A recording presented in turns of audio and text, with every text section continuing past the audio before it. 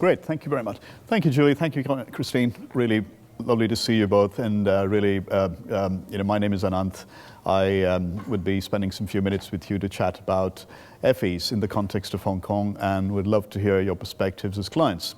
So the topic that we're really going to look at today is local insights from a marketing perspective, from a client perspective, some practical advice, some to aspiring award-winning Effie winners in the future, and some industry-specific perspectives from your perspective. So let me kick it off with a somewhat experience-related question. So from your experience in the Hong Kong market, what do you think are the key ingredients to crafting an Effie winning campaign, to making sure that it is a great campaign and that the award entry is also able to win an Effie? So could you share something from your experience? First of all, thank you for having me. So maybe let me start. So I think from my experience, if there's down my experience to distill to a few things to submit a quality Effie entry, I think first of all, any campaign would have to start with a compelling understanding of the customer insight, the local pulse, and also to identify an unmet customer need. And then the second element, which is very important, definitely is a unique and relevant proposition that will cut across the cluster. And finally, because Effie is to award effectiveness, so that's why measurable results that relate back to the original business objective will be very crucial. Right. So, hello. Thank you for having me here. And then so I agree with Julie on what she is talking about, especially like on the customer insight. Because Hong Kong is a place, is a very special with a East West of the culture. So when we are doing a campaign, and then I think what we need to do is like first is have a very deep customer insight to understand who are your customer, and then what they value, and then what they need, and then so that before you start to plan for the campaign. And for Hong Kong, because Hong Kong have another very unique things is about our language, especially the Cantonese. Cantonese is sometimes like in Hong Kong, the Cantonese, they have a 潮語. It's some unique language on the campaign, and then I found some marketer, and then they use it, and then to well adapt it into their campaign, and then get very well connected with their customer. And so the campaign is getting very successful, and then this happened quite, I found recently, and then I find some campaign they're doing it, and then doing it quite well on this. And another thing I believe, if we need to do it well, something is like not just on like the creative or like the creative idea or like the visual, we also need to think about the business objective and then how we are going to deliver like at the end, and then need to have a very clear connection between like your idea and also the business objective, whether you can deliver it or not. Indeed, I think it's interesting that both of you mentioned the business objective, and so often there are entries that focus very much, start with the campaign itself, and sometimes miss the context of the business objective. Julie, you mentioned about unmet needs, and you mentioned about insights, and I think Christine, you talked about Cantonese. Hong Kong Cantonese is so different from Cantonese anywhere else, and even in Hong Kong, every 6 months it keeps changing.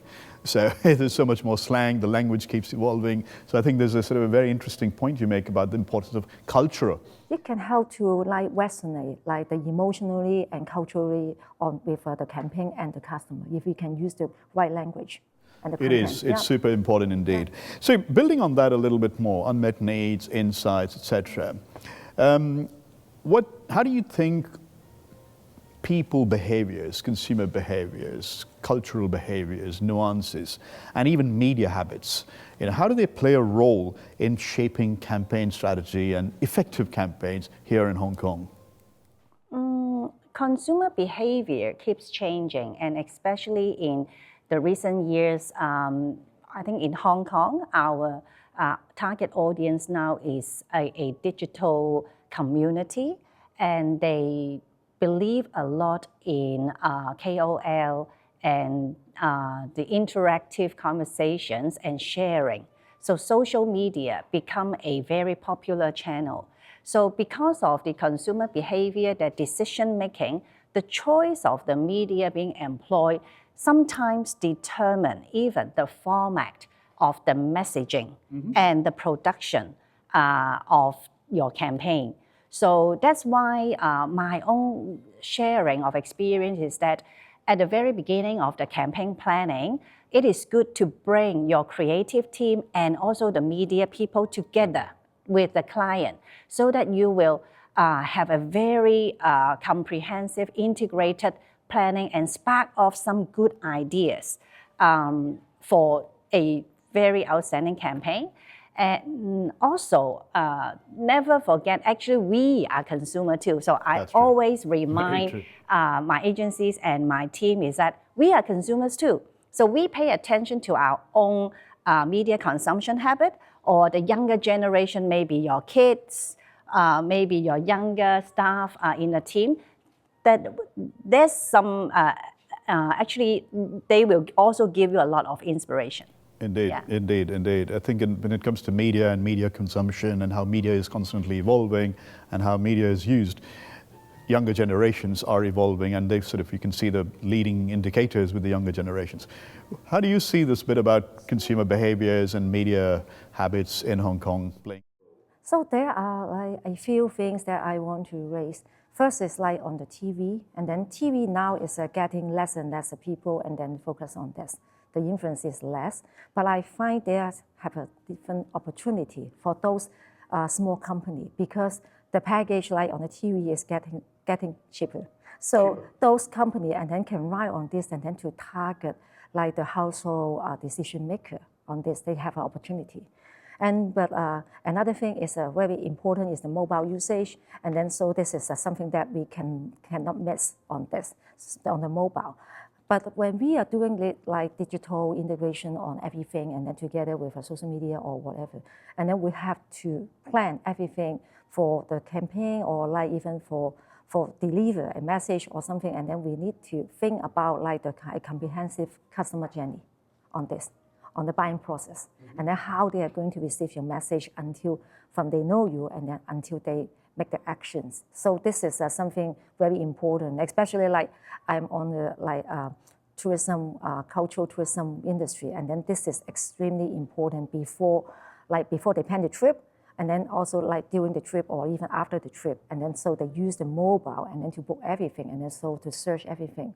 And the last thing is about the content, what Julie said, and I find nowadays, and then it's overwhelming for the advertisement, and then so everyone have a countless ads you can see. So what we need to do is to make sure that we need to adjust on the very short attention span. So we need to make sure that our content is impactful enough, and also the way to communicate this is effective and also quickly to make sure people to receive your message. So this is very key, very important. Interesting. So I think you mentioned the bit about the younger audiences and watching their media habits, looking at how consumption behaviors of media are changing, and how we can actually take advantage of that. I mean, Hong Kong is not a mega big market, unlike say China or the US, etc. But given where Hong Kong is as a hub, it's a global epicenter, global center. We as Hong Kong people, we always love to set standards, and what can we really lead with, etc. So it's good. There's got to be some ambition driving, growth and driving awards and so on and so forth. So, what from your perspective, both in the industries that you work in, as well as your broader experience as clients looking at marketeers, what challenges do you think Hong Kong marketeers would face, to gain global recognition? What kind of challenges would they need to address to gain global recognition? I think while we have a lot of marketing talents in Hong Kong, we all will have to navigate the complexity of social translation. So just like we mentioned about the interesting Cantonese, but somehow when it's too Hong Kong, too local, in some contexts, when you submit a campaign, some judges may not relate very well. Yeah. So another one you just mentioned is about the market scale. Because when compared with many other campaigns in like China or overseas, the Hong Kong budget, and normally they either focus on Hong Kong or Asia Pacific region. Comparatively, the scale will be another challenge. But it doesn't mean we will compromise our strategic ambition. So actually we have to demonstrate how strategically we are solving a problem, particularly in Hong Kong. So I think these are the challenges that for Hong Kong marketers, if they would like to have a global recognition like Effie, these are things that we will have to gear up and be prepared to dial up. Dial up, indeed. Yeah, I think it is quite difficult sometimes for some company, especially those local company. I did saw some case but with them and then compare with those international company like MNC or like global company, they have invest a lot of money. But those small company they may not be able to do. And so what they can do is like think out of the box. And then as a Hong Kong marketer, I still believe that. And then they should keep on like something that what our local identity that with something uniqueness and compare with other international big company. And then maybe this is some of the way that they can get it stand out from other campaign. Yeah. Indeed, okay. I think it's an interesting thing about the challenges that Hong Kong faces versus some of the global marketeers with larger scale, larger budgets, and a different media environment they look at. So given that sometimes size does not necessarily work for us, we need to think differently. We need to find new ways to do it, and that brings us to the topic about innovation. So how do we sort of become innovative? So how do you sort of balance this topic about innovation with saying, all right, we've got to go by certain marketing principles, there are proven marketing principles. So how do you balance out, as a client, we've got to push the innovation, but we've also got to stick to the correct ways of doing it, the proven marketing principles. How do you see those two playing out? I think our marketing principles, like the 4 Ps, will always stay the same. I love hearing that. But I think just like we always say market the right thing at the right time to the right people, right? With innovation, actually at different stages or in a different timeline, maybe back 20 years ago, we do the same and adhere to the same marketing principle. But maybe I will send you a direct mail, send you at the right time message and to the right person. But now we deliver it in a more innovative way or digitally, or nudge you in the app, or geo-targeting when you are here in a nice hotel. So I think innovation, in fact, actually it is an engine to optimize and also further enhance the delivery of our marketing principle. So as a marketer, we always have to look for innovation, but don't innovate for the sake of innovate. So we will do it in a very disciplined way, like A/B testing, etc. Yeah. I really like your usage of the word nudge, and I can see that the DBS side of you is really coming out there. DBS. It is very DBS indeed, the nudges that you're so famous for and so successful at. Really happy to hear that. What's your take, Christine, on that? To doing this, I think it is they have 4 Ps, but there is no standard like principle or marketing principle that we should use, because to me, I think every campaign have their different objective, product, and also like even the different target audience. So, but something still the same, and then we have to know our market, we have to know our customer. But when we are doing things, and then we need to always like to open our mind and then to try to think new things and then to new idea and then innovative idea or creative idea and then to put it together and then based on like something like your target audience, like your market, and then to work on this. So from like, for example, like from the museum, like I'm working for the museum marketing, and then we work quite hard on different campaign, and then we also need to find out like the different campaign, what exhibition it is, and then who we should targeting on. Every time you have a different target audience. So you have an art lover, but you may have something that related to, for example, like photographer, and then photography exhibition, or like something like architecture. So they have a lot of things every time, and then you need to think out of the box and then how to do it. And then we need to think some limitations on your area, and then how you are going to do it. For example, like the museum, you cannot take out the art piece out of the museum, and then how you are going to do it. And then maybe you can use the technology AR, the effect outside, and then to bring like use the AR effect outside the museum, and then to drive the people to feel, to experience something immersions, and then so get them their interest, and then so that, and then they are interested, and then they will come and then see. So this is things that we always need to think about this, and then how to make it more innovative, and then to do it instead of something like few thousand traditional things and like those art pieces. But in fact, we can use digital, and then you can help to solve the problem. Yeah, I like the way you both contrasted the different experiences, you know, from a bank perspective. I mean, talking about the fact that the 4Ps are the 4Ps. There's a reason why they have been so successful for more than 50 years. It provides some very fundamental structures there. But at the same time, innovation comes from the industry. You know, what works in a bank environment and what works in a museum environment are different products, and they change. So how do we sort of apply innovation but retain the principles in the whole process is really interesting.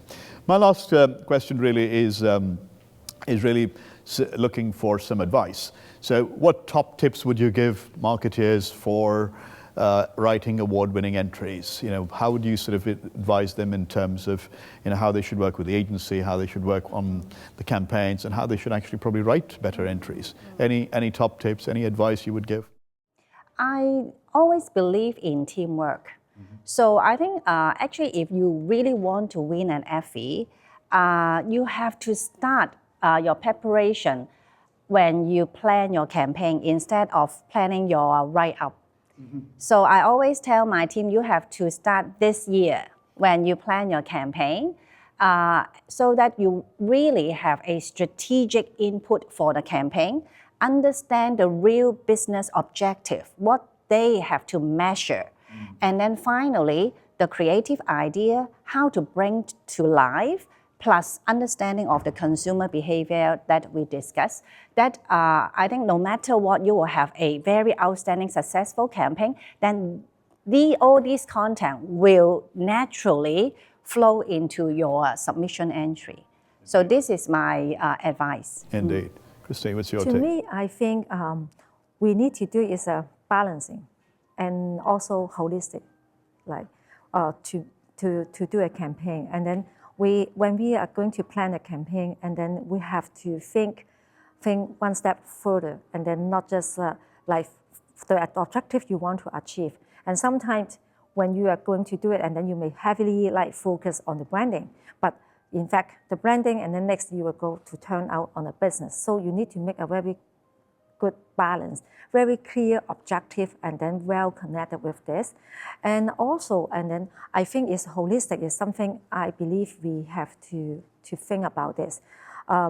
Some people think that out of home OH advertisement now is like to minimize. Yes, we are going to do minimize, but I still think that is across the platform, no matter if it's online, offline, or like OH or social media, and then every possible channel, and then if we can also use a different adaptation or like the weight, and then to deliver the message, and then we'll be able to reach out a broader and more holistic target audience, and to make your campaign more impactful. Yeah. Indeed, thank you very much. That's fantastic to hear. I think some of the points that you made really resonated. I mean, you talked about the importance of structure and having the right foundation, having the right process, and then applying innovation in it. You know, and when you apply innovation, you know, look at what consumer insights are there. cultural nuances are super important, particularly in a place like Hong Kong, and how can we really apply that kind of insight there, and the importance of, as you mentioned, Julie, I think from the beginning you have to have the teams working together, the creative teams, the media teams, the client teams sitting down together.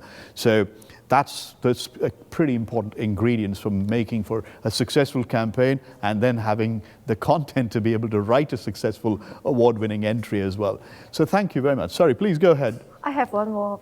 Sure. One more point. I'd love to hear more. Yeah. Because when I read the case this year, I find there are some great opportunity that they can even go out of Hong Kong when they plan the campaign, and then it not just stick in Hong Kong, and then there are lots of opportunity like in mainland or somewhere very close GBA. And then so when they are going to plan the campaign next year, even though like they are focused on target audience in Hong Kong, but in fact, when you think more, and then we can reach out even broader audience like out of Hong Kong. I think this is the trend like recently like in Hong Kong when you are doing marketing, and then we have a bigger target audience nearby us, and then don't miss it. Yeah. I think that's a fantastic point. I think we often sort of start with saying what makes us different, and how do we sort of create something for the differences. But the reality is that there's a lot of universal emotions. There's something very universal that there. It can start from Hong Kong, but it can resonate in other places as well. And that could be one way to create global recognition as well, and I think that's a very important point as well. Well, thank you very much indeed. Thank you. Really appreciate your points of view and really appreciate your opinions. I hope agencies out there that are preparing award-winning cases listen to the words of gold that we've just heard from here. So thank you very much, and I hope you enjoy your evening. Thank you. Thank you very much indeed.